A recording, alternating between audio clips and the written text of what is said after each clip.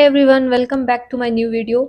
और इस वीडियो के लिए सॉरी कि मैंने आपको इतना ज़्यादा वेट कराया। एक्चुअली कि वीडियो एक दिन पहले ही बन गया था, लेकिन बाद में जब मैं एडिट कर रही थी तो बहुत जगह वो रुक रुक के चल रहा था। तो इसके बाद मतलब बहुत सारे टेक्निकल इशू आ गए थे, तो इसकी वजह से मैंने अपलोड नहीं किया। आज फिर से बना रही हूँ। तो आज का वीडियो है हिंदी से रिलेटेड।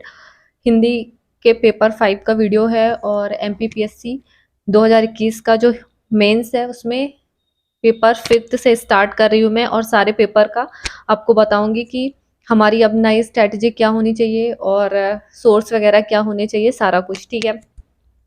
तो हिंदी के पेपर में मैंने ये देखा कि ऐसा कुछ भी नहीं है। आप ये नहीं बोल सकते कि आयोग ने सिलेबस से बाहर का पूछा है। सब कुछ एकदम अच्छे से सिलेबस के अंदर से पूछा है आयोग ने। लेकिन हाँ, आयोग ये बोलना पड़ेगा कि आयोग ने क्रिएटिविटी दिखाई है काफ़ी ज़्यादा।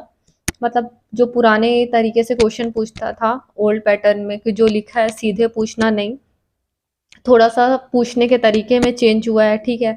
जो शब्दावली है, जैसे कि अ, वो एक है ना, अच्छा ओके, जो विलोम शब्द है, जैसे सिलेबस में यही मेंशन है विलोम शब्द, तो उसका नाम चेंज करके विपरीत भाव व्यंजक, ठीक है, ऐसे थोड़ा सा क्रिएटिव दिखाया है। और बहुत ही अच्छे से मतलब आयोग ने पूछा है एक तरीके से।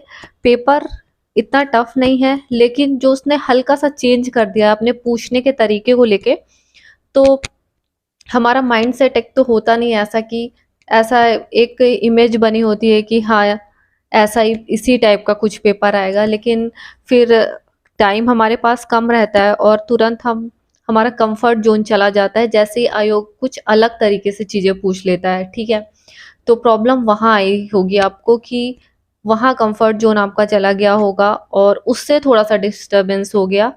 क्योंकि अगर ये बात आपको पहले से क्लियर होती, पहले से आपको कुछ भी अंदाजा होता, तो आप कंफर्ट जोन में रहते बिल्कुल कि हाँ ठीक है, जैसा भी होगा कर लेंगे। लेकिन अचानक वहां जाके जब पेपर मिला तब वो चेंज आपने देखा, तो उस वजह से। और अदरवाइज पेपर तो इजी था, और वहाँ एक प्रेशर भी रहता है कि कोई रूम में बैठ के देखेगा उसको पेपर इजी लगेगा, लेकिन जो वहाँ तुरंत देख रहा है और उसको तुरंत आंसर करना है, तो उसके लिए थोड़ा सा टफ था। ठीक है। तो इसका करना क्या है, आपको भी स्मार्ट बनना पड़ेगा, आपको भी क्रिएटिव बनना पड़ेगा। हिंदी को हल्के में नहीं लेना है अब। और मैं तो कहूँगी कि अभी जो 22 का मेंस है जिसका भी, उनको पहले हिंदी ही पहले रेडी करके रख लो। ठीक है। निबंध, हिंदी और एथिक्स, 3 पेपर लास्ट के पहले रेडी करके रख लोगे, एकदम बिंदास रहोगे। और एक एकदम सिलेक्शन पक्का हो जाता है इससे। और ये भी रहता है कि पोस्ट अच्छे मिलने के चांस भी बहुत ज़्यादा बढ़ जाते हैं। फिर लास्ट तक आप तीनों पेपर की तैयारी करो और इन तीनों को रिवीजन मोड में रखो, कि इनका रिवीजन करते जाएंगे बीच बीच में, और इनको कंप्लीट करके पहले रख दो, एकदम टेंशन फ्री रहोगे एग्जाम तक। ठीक है। तो आज हम ये देखेंगे इसमें, जैसे कि मैं आपको ऐसा ही डिफरेंस नहीं बताऊंगी कि संधि किसको बोलते हैं, समास किसको बोलते हैं, इसमें वर्णों का होता है। ठीक है। मैं ये बताऊंगी आपको कि आपको कहाँ कहाँ ध्यान देने की ज़रूरत है, और आप जब अपनी तैयारी करेंगे 22 के लिए, 23 के लिए, तो आपको किन किन चीज़ों पे ध्यान देना चाहिए, आपका माइंडसेट क्या होना चाहिए। अब जैसे आपने ये पेपर देखा कि आयोग ने इस टॉपिक पे चेंज किया पूछने के पैटर्न को लेके। ठीक है। पर्यायवाची है, कुछ भी है, विलोम शब्द है, 15 पूछते, इतने कभी नहीं पूछता था, वो भी 3 नंबर में। और बहुत ही अलग अलग टाइप के पूछे हैं। ठीक है। 3 4 बाकी तो इजी है, लेकिन 3 4 अजीब से भी पूछा है बीच बीच में। तो आपको केवल इम्पोर्टेंट ही नहीं पढ़ना है, सारी चीज़ें बहुत अच्छे से कंप्लीट करते हुए चलना है। तो उसी तरह से आपको भी स्मार्ट बनना पड़ेगा, क्रिएटिव बनना पड़ेगा सारे सब्जेक्ट के लिए। ठीक है। तो आइए देखते हैं कि हमारा फोकस एरिया क्या होना चाहिए अब हमें कैसे भी। और जैसे आयोग ने ये पेपर पूछा है, इसको एकदम कॉपी नहीं करना है, मानक नहीं बनाना है। अब आपको सारे क्वेश्चंस के एक किसी भी एक कोई भी टॉपिक है, अगर उसके 2 नाम है, या इसको ये भी कहा जाता है, इसे ये भी कहते हैं, तो आपके नोट्स में वो तीनों नाम उस टॉपिक के मेंशन होना चाहिए कि हाँ, इसको ये भी बोलते हैं। जैसे उद्धरण चिन्ह आया था तो उसको अवतरण चिन्ह भी बोलते हैं। मैं आपको दिखाऊंगी अपने नोट्स की कैसे मैंने अपने नोट्स में इन दोनों नाम को रखा मेंशन किया है कॉमा देके, और एग्जाम्पल भी 4-5 बहुत अच्छे अच्छे एग्जाम्पल दिए हैं। और इसका एक बहुत प्यारा सा एग्जाम्पल मेरी कॉपी में लिखा है, मैं आपको दिखाऊंगी। ठीक है, और यही देखेंगे कि हमें कैसे किस वे में आगे बढ़ना है। ठीक है, और हाँ, अभी तक में आपने जितना भी वीडियो पूरा देख लिया, जो भी देखा है, तो आगे भी बहुत अच्छा होने वाला है। तो आप वीडियो को लाइक कर देना और शेयर जरूर कर देना। ठीक है, और चैनल पे नए हैं तो सब्सक्राइब कर लेना। अब आके देखते हैं। और हाँ, आपको लास्ट में ये भी बताना है कि आपको वीडियो का कौन सा पार्ट अच्छा लगा है, और आप किससे रिलेट कर पा रहे हो, और आपको क्या प्रॉब्लम है, और अपने कमेंट्स देना है बेसिकली कि आपको क्या पार्ट अच्छा लगा और आप और क्या पूछना चाहते हो। ठीक है, तो आप पेपर देखेंगे कि, और सिलेबस भी एक बार देखेंगे कि सिलेबस से ही पूछा है कि नहीं, और हमें कहाँ कहाँ ध्यान देने की ज़रूरत है। आइए देखते हैं।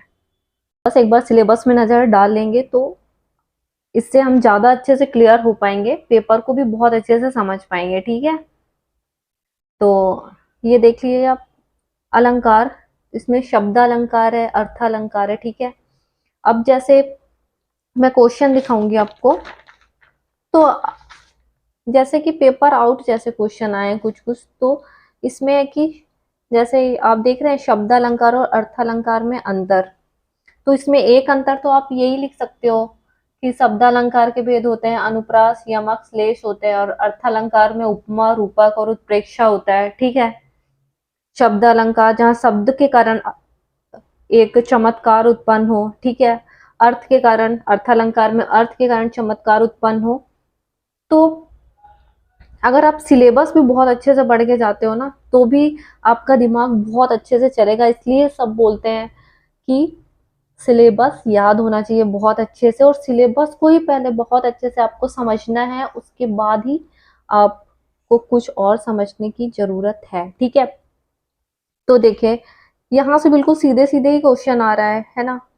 और इसके बाद है अनुवाद, तो अनुवाद भी डायरेक्ट पूछा, अनुवाद किसे कहते हैं, हिंदी से अंग्रेजी और अंग्रेजी से हिंदी, ये तो बाद में है, लेकिन पहले तो इसी का मतलब पूछा। तो पहले सिलेबस का एक एक पॉइंट, जैसे कि अलंकार है, तो अलंकार का मतलब आपको पता होना चाहिए कि अलंकार किसको कहते हैं। तो आप बोलते हो ना कि हम कैसे बनाएं शॉर्ट नोट्स, कैसे बनाएं, और हिंदी की तो कोई बात भी नहीं करता कि हिंदी के भी शॉर्ट नोट्स बनाने कि नहीं बनाने, बनाने हैं हिंदी के शॉर्ट नोट्स। ठीक है, आपको स्मार्ट बनना है ना, तो नोट्स बनाने पड़ेंगे, तभी आप बहुत अच्छा परफॉर्मेंस करोगे। ठीक है, आपको बनाने हैं, कोई बनाए चाहे ना बनाए। ठीक है, आपको अगर आगे निकलना है तो आपको नोट्स बनाने पड़ेंगे, तभी आप उसको कई बार अच्छे से रिवीजन कर पाओगे, नहीं तो बुक के चक्कर में इधर उधर टाइम वेस्ट होगा।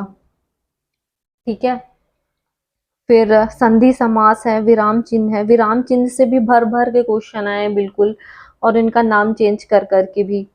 ठीक है, प्रशासनिक, परिभाषिक, शब्दावली, मुहावरे, कहावते, विलोम शब्द, अनेक शब्दों के लिए एक शब्द।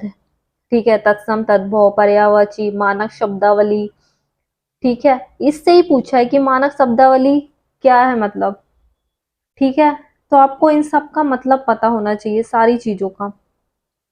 अपठित, गद्यांश, पल्लवन, संक्षेपण, टोटल 8 क्वेश्चन आए हैं, और उसके अंदर सब क्वेश्चंस है। ठीक है, तो आपने, आई होप आपने देख लिया होगा सिलेबस। ये उनके लिए भी है जिनको अब आगे, जो फर्स्ट टाइम 2023 का प्री देंगे, तो प्री देंगे तो ऑब्वियस सी बात है कि उनको फ्यूचर में मेंस देना है, तो उनको भी एक बार मेंस देख लेना चाहिए सिलेबस। तो ये सबके लिए है। ठीक है, तो स्टार्ट करते हैं। आप तरीका समझना होता है हमको। देखिए, अलंकार लिखा है, और लिखा है शब्द अलंकार के अंदर आता है अनुप्रास अलंकार, तो ऑब्वियसली आप इतने डिटेल में सब बताया है कि आपको अनुप्रास, यमक और श्लेष ही पढ़ना है शब्द अलंकार के अंदर। तो ये 3 अलंकार पढ़ना है, तो आप अच्छे से पढ़े होगे, और उसके बहुत सारे उदाहरण भी आपने तैयार करके रखे होंगे। मैं इतना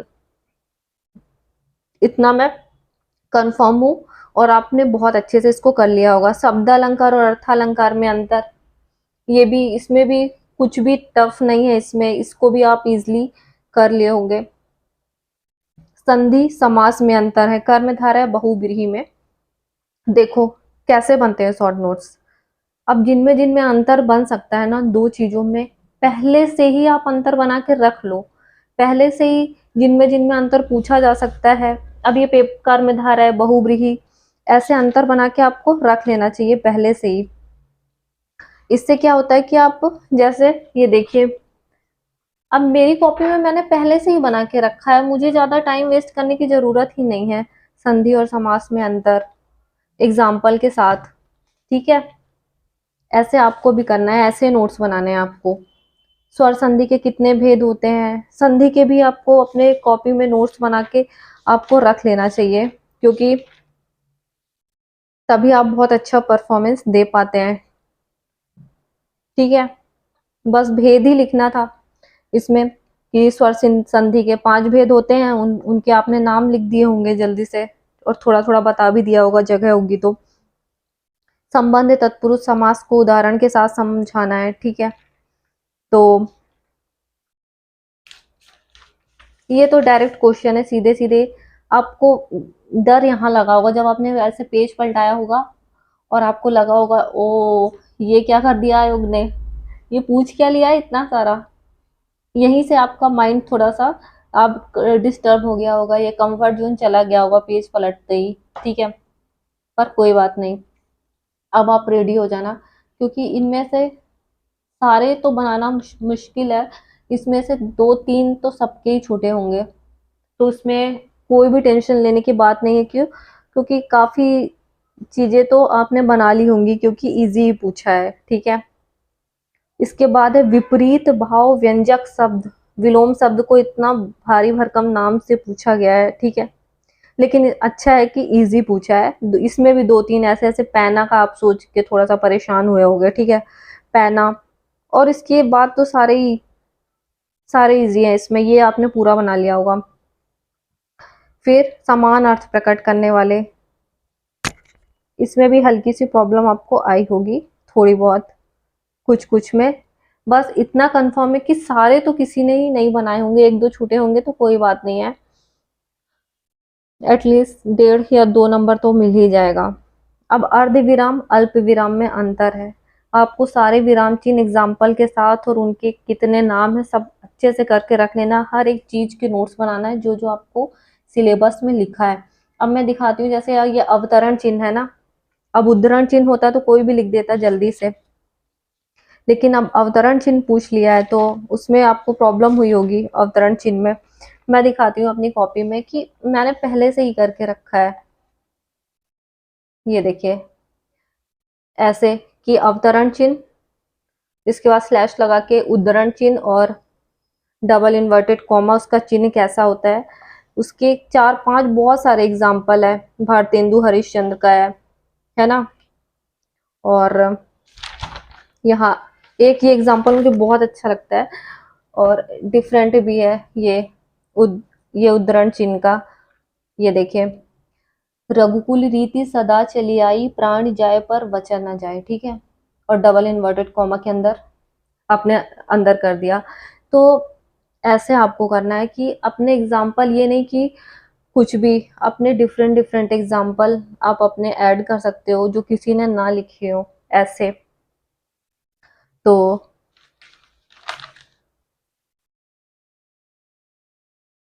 जैसे भारतेंदु हरिश्चंद्र का भी एग्जाम्पल मैंने एक लिखा है कि उन्होंने कहा था कि ये देश को राष्ट्रीय साहित्य चाहिए, ठीक है। तो ऐसे आपको भी नोट्स बनाने हैं। सब पूछते हैं नोट्स बनाने की, नहीं बनाने, बनाने हैं नोट्स, तभी तो आप जल्दी से लिख पाओगे और आपको पेपर टफ नहीं लगेगा चाहे कोई कितना भी बोले। फिर आ गया प्रयोजन मूलक भाषा। तो माना कि ये ऐसे प्रयोजन मूलक हमारे सिलेबस में एग्जैक्ट ऐसा नहीं लिखा है, ठीक है ना, लेकिन ये भाषा से रिलेटेड टर्म है, तो आप इसको ऐसे भी लिख सकते थे, जो किसी खास प्रयोजन में प्रयोग में लाई जाने वाली भाषा, इसका निश्चित स्थान पर और निश्चित अर्थ के लिए प्रयोग में लाई जाती है, प्रयोजनमूलक भाषा कहलाती है, ठीक है? मतलब उस स्थान पे आप उसी वर्ड, उसी शब्द का यूज़ कर सकते हैं, ठीक है? किसी और का नहीं कर सकते हैं। वृद्धिकरण है, जैसे कि पल्लवन, पल्लवन नाम दिया हुआ है, उसको दूसरा नाम पूछा है वृद्धिकरण। तो बहुत सारे लोगों का, जिसने बहुत सारे टेस्ट दिए हैं, कई बार रिवीजन किया है ना, और दोनों नाम को कई बार देखा है, तो उनको तो बिल्कुल एक नज़र में देखते ही बन गया होगा। लेकिन बहुत सारे लोग हैं जो एग्जैक्ट वहाँ इतना प्रेशर रहता है तो वहाँ नहीं भी क्लिक कर सकता है कि ये वृद्धिकरण क्या है, ठीक है? पर पल्लवन है। संक्षिप्तीकरण, संक्षिप्तीकरण की अनिवार्यता, ये संक्षेपण को बोला गया है, ठीक है? इसमें बस लिखना है, आपको इतना ही लिखना था कि संक्षिप्तीकरण का अर्थ क्या होता है, कौन सी शैली, समास शैली का इसमें यूज होता है, वृद्धिकरण में मतलब पल्लवन में व्यास शैली का यूज होता है। तो जो मेन ये कीवर्ड टाइप की चीजें है ना, शैली का यूज क्या होता है, अर्थ क्या होता है, और एक छोटा सा अगर एग्जाम्पल दे सको तो वो दीर्घ संधि, बिल्कुल भी कोई भी प्रॉब्लम नहीं हुई होगी आपको। अनेक शब्दों के लिए एक शब्द, ये भी सब आपको पता है ना? मानक शब्दावली, मानक शब्दावली मैंने दिखाया था कि सिलेबस में एज इट इज लिखा है मानक शब्दावली, और वही पूछ लिया उठा के। तो आपको पता है ना कि सिलेबस से हिलना नहीं है इधर उधर। ये देखिए, ये लिखा है मानक शब्दावली। तो अभी आप तैयारी करेंगे तो आपको कहीं भी भटकने की जरूरत नहीं है, बस आपको बहुत अच्छे से सोचना है सिलेबस को देख के, और सिलेबस से ही मतलब, और कोई भी अपनी बुक का सोर्स का चयन करना है तो वो भी अपने सिलेबस को देख के कि उसके अकॉर्डिंग जैसा पेपर पूछा जाता है उसी के अकॉर्डिंग है कि नहीं है, ठीक है?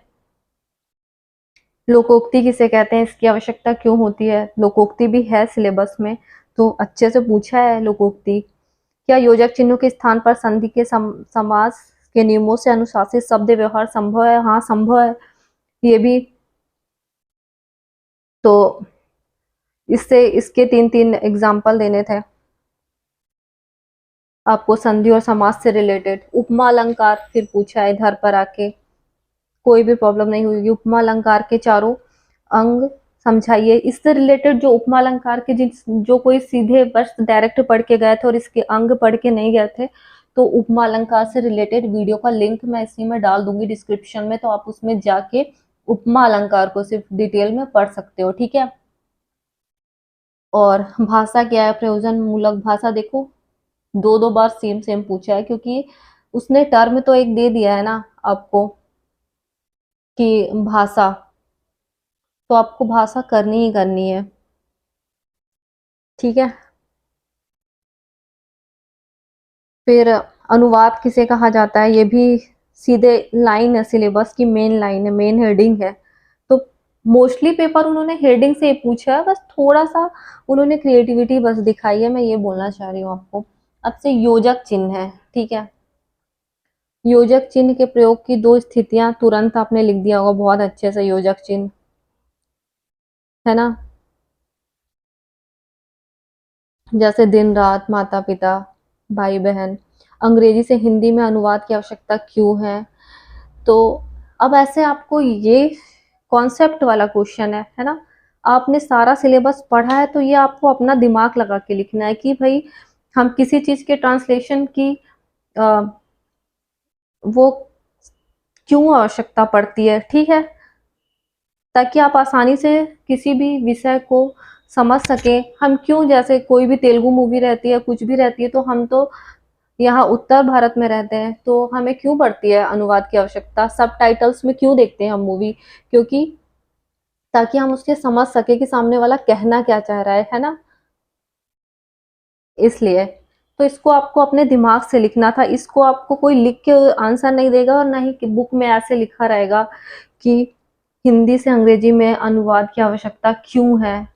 ये आपको, ये व्यवहारिक ज्ञान से रिलेटेड क्वेश्चन है, तो आपको ये खुद से ही दिमाग लगा के लिखना है कि क्यों है आवश्यकता, और इसका आप जितना रियल और अच्छा रियलिस्टिक आंसर लिखोगे वैसे ही आपको बहुत अच्छे नंबर मिलेंगे, ठीक है?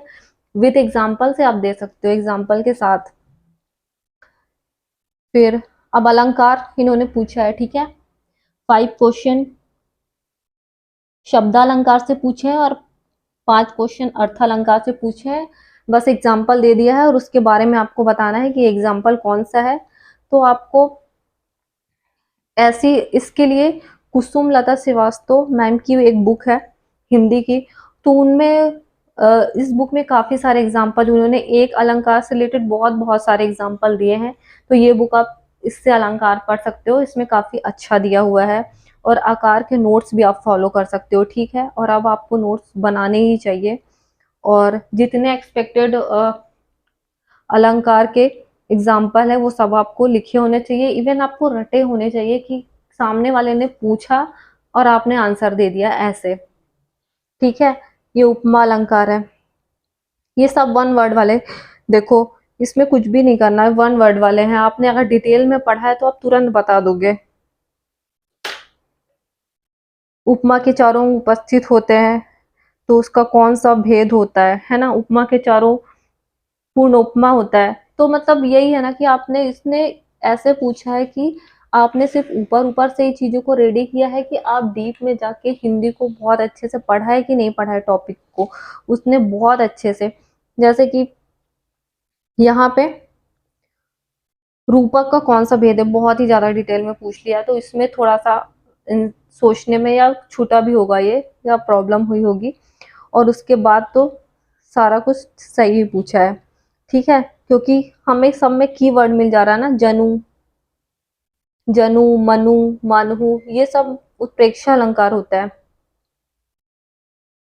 फिर इसके बाद वाक्यों का हिंदी से अंग्रेजी और अंग्रेजी से अनुवाद पूछा है। अनुवाद में आप ये मत देखो कि इसने क्या पूछा है, आप उसके पूछने के इंटेंशन को देखो कि सामने वाले का इंटेंशन क्या है। उसने बिल्कुल भी आलतू फालतू चीजों का अनुवाद नहीं पूछा है। उसने जो प्रशासन में प्रतिनियुक्ति, आप प्रशासन में शब्दावली में पढ़ते हो ना, प्रतिनियुक्ति, डेप्यूटेशन, वही इसने इसमें पूछ दिया। अगर आपने प्रशासनिक शब्दावली जो ऑफिस में यूज होती है, प्रशासन में, कार्यालय में, उसको आपको इतने अच्छे से करना है। और देखो उसी से रिलेटेड यथा संशोधित, है ना, कृपया, अत्यंत जरूरी समझे, प्रशासन में ऐसे ही भी शब्द यूज होते हैं, ऐसे ही लाइन यूज होती है और वही पूछा गया है। और ये एक मुहावरा भी पूछ लिया गया है, मरता क्या ना करता। तो आपको बहुत ही स्मार्टली पढ़ोगे तो आप बहुत सारी चीजों को कैच कर लोगे और आपसे बन भी जाएंगी, आपको क्लिक भी करेंगी, है ना। अननेसेसरी तो बिल्कुल भी नहीं पूछा है। और ये है अंग्रेजी से हिंदी का, तो ये तो आपने बहुत अच्छे से कर लिया होगा, ठीक है। अब आते हैं समास और विराम चिन्ह, तो इसमें भी वन वर्ड में सब पूछा है। लौह पुरुष में 36 में कौन सा है, तुरंत आपने बता दिया होगा लौह पुरुष में कौन सा समास है। तो ये किसी, इसमें आपको पता है कि बहुब्रीहि समास में कोई भी पद प्रधान नहीं होता, किसी तीसरे पद की ओर इसमें संकेत रहता है, तो सरदार पटेल को बोला जाता है ना। 36 में पता है अंक है तो द्विगु समाज होगा समास। परंतु का संधि विच्छेद, अनु प्लस ए, इसका क्या होगा, संधि, है ना। इसी तरह एक ये चिन्ह पूछ लिया है ना। तो इस ये भी अल्प अल्प विराम है। आपने देखा होगा ये जो ऐसे दो डॉट रहते हैं, ये वाला जो चिन्ह होता है, ये शीर्षक जब लिखते हैं तब लगाते हैं, या आप कभी नॉवेल पढ़ते होंगे हिंदी की कुछ भी, तो उसमें जो संवाद लिखा जाता है तो दो ऐसे, मैं आपको दिखाती हूँ कि दो डॉट लगा के लिखा जाता है। इसका एग्जाम्पल के साथ जैसे मैं दिखाती हूँ, ये सारी चीजों का, जैसे शीर्षक है माँ ममता की प्रतिमूर्ति। अब संवाद के टाइम में तो राम आओ शतरंज खेलते हैं, श्याम अभी मेरा मूड नहीं है, ऐसे जो नॉवेल में संवाद लिखे रहते हैं ना, उपन्यास में, तो उसमें यूज होता है। शीर्षक में ऐसे लिखा जाता है, ये अल्प विराम है। फिर इसके बाद ये व्याकरण और शब्दावली से संबंधित प्रश्न है, ये भी काफी इजी है। वांग्मय का, इसको भी आपने अच्छे से कर लिया होगा। अभिजात, कुलीन होते हैं ना अभिजात। दातून का भी कर लिया होगा। अनुसूया, जिस पर आक्रमण ना किया गया, अनेक शब्दों के लिए एक शब्द। डोमिसाइल, है ना, मूल निवास, ये यूज होता है। मतलब मैंने देखा कि इस बार वो जो चीज़ें सच में व्यवहारिक में जिनका यूज़ है, वही सारी चीज़ें पूछा है। में बहुत लोगों को प्रॉब्लम हुई थी, तो पेंशन को वृत्ति बोलते हैं, ठीक है? एग्ज़ैक्ट वहाँ तो बिल्कुल भी याद नहीं आ रहा था कि पेंशन को बोलते क्या है, क्योंकि ऑफ़िस वग़ैरह में भी, कार्यालय में भी पेंशन ही यूज़ होता है स्टार्टिंग से ही, तो इसलिए इसमें थोड़ा-सा प्रॉब्लम हो गई थी। और अब देखते हैं गद्यांश। इसमें बिल्कुल भी कोई भी प्रॉब्लम नहीं हुई होगी, 0% भी नहीं। बस इसी से आंसर ढूँढ के आपको लिखने थे, जो गद्यांश दिया हुआ है, इसका संदर्भ क्या है, सब कुछ। और इसमें अथवा भी दिया हुआ है कि आप या तो फर्स्ट वाला या सेकंड वाला कर सकते हैं, और सब में 5 क्वेश्चन है, ठीक है? इसके बाद पल्लवन, ये भी आपके व्यवहारिक जीवन से ही उठाया गया है, मतलब लाइन्स है। और इसमें मतलब इसको, इसमें आप आसानी से इसको आपने कर लिया होगा कि नारी का सौंदर्य आभूषणों से नहीं, सौम्य गुणों से होता है।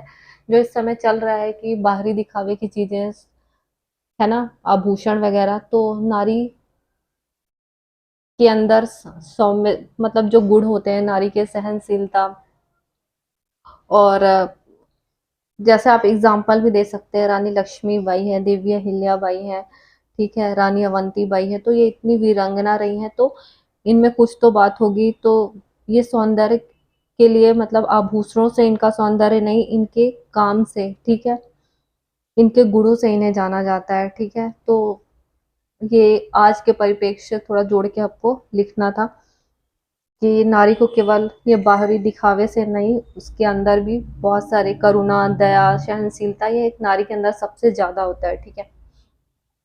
और ये समाज से रिलेटेड एक है। लीक, लीकै लीक, सबे चले, लीकै चले कपूत, लीक छाड़ी तीनों चले, शायर, सिंह और सपूत,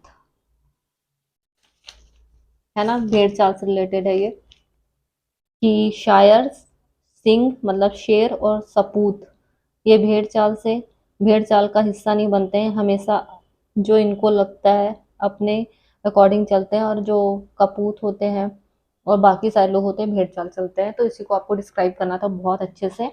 संक्षेपण है, इसको 1/3 में आपको लिखना था, ठीक है, शीर्षक के साथ। तो यहाँ पे ये 8 पूरे 8 क्वेश्चन कंप्लीट होते हैं। इन इधर के पोर्शन में आपको कोई प्रॉब्लम नहीं आई होगी, बस वहाँ जो थोड़े बहुत नाम चेंज किया है, क्वेश्चन पूछने का पैटर्न चेंज किया है, यहाँ कोई भी चेंज नहीं है। आई होप आपको वीडियो अच्छा लगा होगा, ठीक है? तो वीडियो को लाइक कर देना, शेयर कर देना, और चैनल को ज़्यादा से ज़्यादा सब्सक्राइब करो। और नेक्स्ट साइंस का भी मैं लेके आऊँगी, और उसका देखेंगे कि साइंस में आपको कैसे रेडी करना है 2022 के लिए, और 2023 वाले भी इसको कैसे रेडी करेंगे, ठीक है? थैंक यू वेरी मच, मिलते हैं नेक्स्ट वीडियो में।